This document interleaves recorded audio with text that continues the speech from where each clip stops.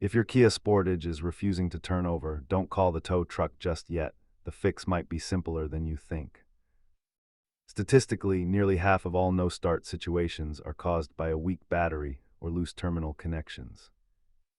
Let's walk through the diagnostic process to find exactly where the power is getting lost.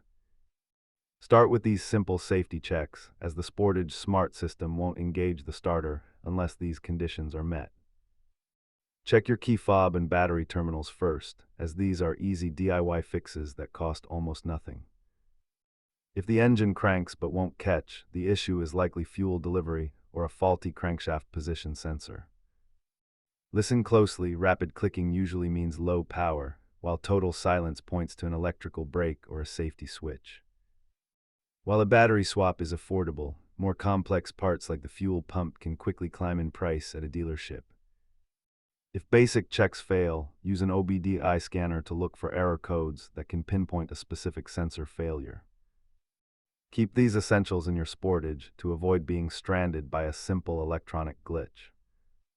Always remember that modern Kias rely heavily on electronic signals, so a clean connection is often the best fix.